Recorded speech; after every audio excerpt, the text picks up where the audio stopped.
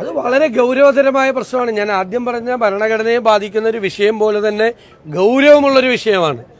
അപ്പോൾ ഇനി പേരിടുമ്പോൾ ആരെയും പേരിടാൻ പാടില്ല. ജാനകി പാടില്ല, മംഗലശ്ശേരി നീലകണ്ഠൻ പാടില്ല. അതെല്ലാം ഓരോ ദൈവങ്ങളുടെ പേരാണ്. മംഗലശ്ശേരി നീലകണ്ഠൻ മലയാളിക്ക് ഏറ്റവും ഇഷ്ടപ്പെട്ട കഥാപാത്രങ്ങളിലൊന്നാണ്, ശ്രീ മോഹൻലാലിൻ്റെ. അപ്പോൾ നീലകണ്ഠനെയൊക്കെ ഇനി എടുത്ത് മാറ്റണമല്ലോ. അപ്പോൾ രണ്ടാമത് ഇനി സെൻസർ ബോർഡ് പറയുമോ നീലകണ്ഠനെ മാറ്റിയിട്ട്? നീലകണ്ഠൻ എന്ന് പറയുന്ന മഹാദേവൻ്റെ പേരാണ്, പരമശിവൻ്റെ ശ്രീ പരമേശ്വരൻ്റെ പേരാണ്. അതുപോലെ ജാനകി എന്നുള്ള പേര് ഇതിനു മുമ്പ് വന്നിട്ടുണ്ടല്ലോ എത്രയോ സിനിമയിൽ. അപ്പോൾ എത്രമാത്രം തരം താണിരിക്കുന്നു ഡൽഹിയിലിരിക്കുന്നവരെന്നുള്ളതിൻ്റെ ഏറ്റവും വലിയ ഉദാഹരണമാണ്. സിനിമയിൽ പോലും എല്ലാത്തിലും കൈയടത്താണ്.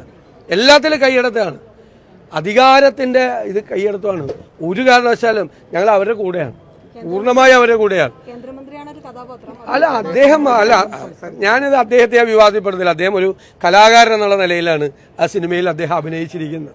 എന്നിട്ട് പോലും കേന്ദ്രത്തിലെ സെൻസർ ബോർഡിൽ ഇരിക്കുന്നവന്മാർ ഇവന് ഇതുപോലത്തെ ആളുകളാണ് സെൻസർ ബോർഡിൽ പിടിച്ചു വച്ചിരിക്കുന്നത്. ജാനകി എന്നുള്ള പേര് മാറ്റിയാലേ ആ പടത്തിന് റിലീസ് കൊടുക്കുള്ളൂ എന്ന് പറഞ്ഞാൽ എത്ര മനോഹരമായ പേരാണ് ജാനകി എന്നുള്ള പേര്.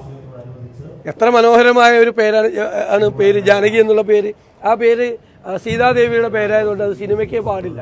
അങ്ങനെ എത്രയോ കഥാപാത്രങ്ങൾ, നമ്മൾ ഓരോ പ്രധാനപ്പെട്ട കഥാപാത്രങ്ങൾ മലയാളത്തിലും മറ്റു ഭാഷകളിൽ ഇറങ്ങിയിരിക്കുന്ന കഥാപാത്രങ്ങൾക്കൊക്കെ ദൈവവുമായി സാമ്യമുള്ള ഒരുപാട് ബന്ധമുള്ള പേരുകളുണ്ട്. ഇനിയിപ്പോൾ പത്രോസ് എന്നുള്ള പേരിടാൻ പറ്റില്ലല്ലോ. അങ്ങനെയാണെങ്കിൽ അത് പുണ്യാളനല്ലേ അല്ലേ? ഒരു പേരിടാൻ പറ്റില്ലല്ലോ. എല്ലാം നമ്മുടെ സിനിമയിൽ ഒക്കെയുള്ള പേരും നമ്മുടെ നോവലുകളിൽ, ഇനിയിപ്പോൾ അടുത്ത സംഭവം വരാൻ പോണ നോവലുകളിലൊന്നും പേര് ഉപയോഗിക്കാൻ പാടില്ല എന്ന് വരും. ഇത് ഇന്ത്യയെ ഏത് നൂറ്റാണ്ടിലേക്കാണ് ഇവർ വലിച്ചുകൊണ്ട് പോകുന്നത്? ഞങ്ങൾ അവരുടെ കൂടെയാണ്.